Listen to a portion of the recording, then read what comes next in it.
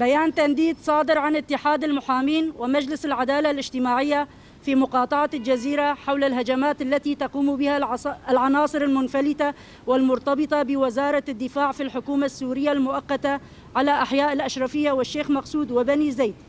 إن اتحاد المحامين ومجلس العدالة الاجتماعية في مقاطعة الجزيرة تندد بأشد العبارات ما تتعرض له مناطق الشيخ مقصود والأشرفية وبني زيد من هجمات متكررة وممنهجة تهدد حياة المدنيين الآمنين وتعرضهم لمخاطر جسيمة، في انتهاك صارخ لكل المواثيق الدولية والمعايير الإنسانية.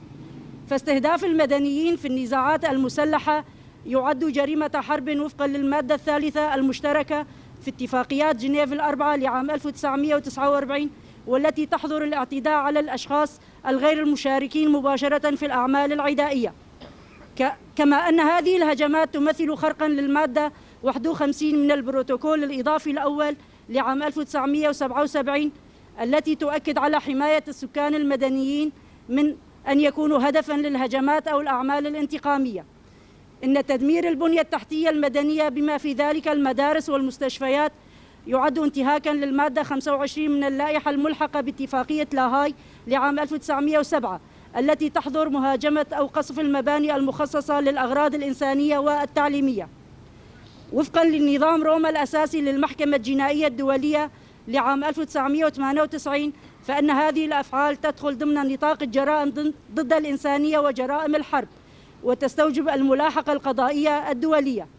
نؤكد أن قوى الأمن الداخلي تطلع بمسؤولية حماية المدنيين وحفظ النظام العام، وبالتالي فإن إعلان الحرب عليها أو استهدافها يعد انتهاكا صارخا للقانون الدولي، ويشكل اعتداء على مؤسسة مدنية أمنية لا يجوز التعامل معها كقوة عسكرية.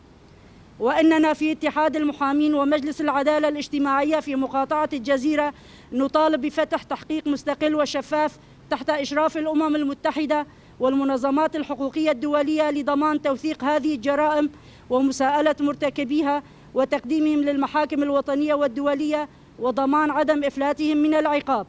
كما ندعو مجلس الأمن الدولي إلى تحمل مسؤولياته القانونية والأخلاقية في حماية المدنيين واتخاذ التدابير اللازمة لوقف هذه الانتهاكات فوراً، وندعو المنظمات الإنسانية بتكثيف جهودها في تقديم الدعم الإغاثي العاجل للمتضررين وضمان وصول المساعدات دون عوائق.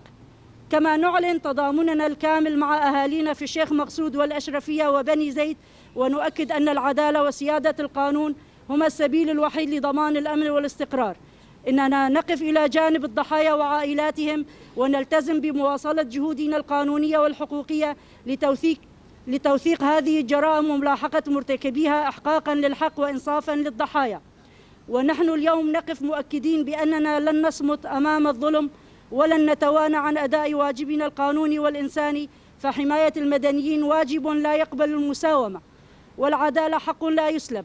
سيظل اتحاد المحامين ومجلس العدالة الاجتماعية صوتا مدافعا عن حقوق الإنسان ودرعا قانونيا في مواجهة الانتهاكات حتى يتحقق السلام العادل وتعود الطمأنينة إلى أهالي شيخ مقصود والأشرفية وبني زيد.